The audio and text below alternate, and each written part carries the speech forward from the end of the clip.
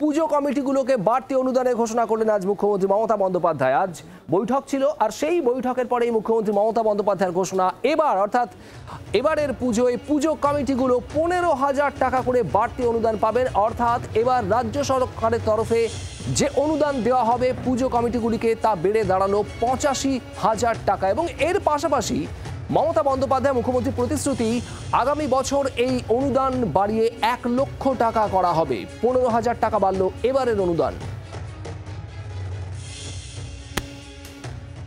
প্রথম যখন শুরু করেছিলাম 25,000 দিয়ে, ঠিক তো? তারপরে আস্তে আস্তে আস্তে আস্তে 70 এসছে। এবার 70 থেকে স্ল্যাবটা বাড়িয়ে 85,000 করে দিলাম।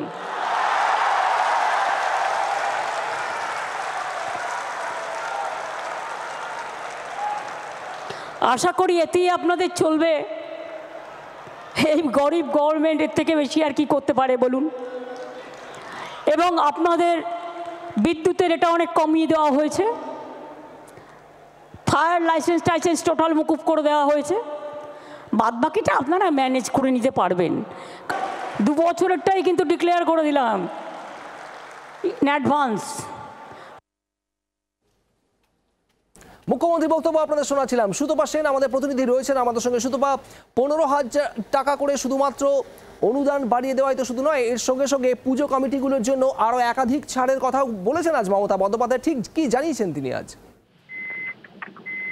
দেখো, মমতা বন্দ্যোপাধ্যায় যেরকম একগুচ্ছ ছাড়ের কথা বলেছেন, একই সঙ্গে পুজো কমিটিকে কতগুলো তাদের যে দায়িত্ব, সেই দায়িত্বের কথাও কিন্তু স্মরণ করিয়ে দিয়েছেন। যেরকম ভাবে তুমি বললে যে 85,000 টাকা এবার প্রত্যেকটা পুজো কমিটি পাবে, যেটা গতবারের তুলনায় 15,000 টাকা বেশি। এবং সেই ঘোষণা যেরকম করেছেন, একই সঙ্গে বিদ্যুতের ক্ষেত্রে 75% ছাড় দেওয়া হবে এমনটাই তিনি জানিয়েছেন। সিএসসির সাথে এই ব্যাপারে কথাও হয়ে গেছে বলে তিনি জানিয়েছেন। ফায়ারের ক্ষেত্রে কোনো রকম 1 পয়সাও দিতে হবে না, এরকম বেশ কিছু ছাড় কিন্তু পুজো কমিটিগুলোকে মমতা বন্দ্যোপাধ্যায় দিয়েছেন। একই সঙ্গে তিনি কিন্তু এটাও বলেছেন যে তারা যে থিম করবেন সেই থিম আগে থেকেই পুলিশকে জানিয়ে দিতে হবে, এবং এমন কোনো কিছু করা যাবে না যা নিয়ে সমস্যা হতে পারে, মানুষের সমস্যা হতে পারে, অথবা কোথাও এরকম প্রচন্ড ভিড় হলো থিমের কারণে। এই সমস্ত বিষয়গুলো তাদেরকে মাথায় রাখতেও তিনি নির্দেশ দিয়েছেন। কিন্তু মূল বিষয়টা যেটা, সেটা হচ্ছে এবারে 1,15,000 টাকা, অর্থাৎ 45,000 কমিটিকে এই টাকা দিতে হবে। তার জন্য রাজ্য সরকারের 365 কোটি টাকারও বেশি খরচা হবে বলে আমরা জানতে পারছি।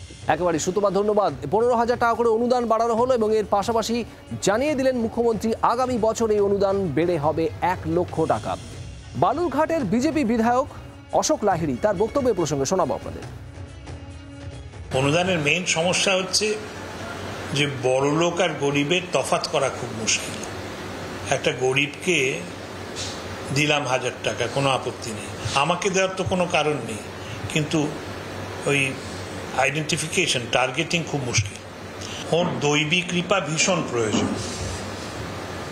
মা দুর্গার জন্য পূজা দিচ্ছেন, ঈদে দিচ্ছেন, আল্লাহ, তারপর জিসাস ক্রাইস্ট, 33 কোটি দেবতা। তা আমি ওকে আমার শুভেচ্ছা রইল।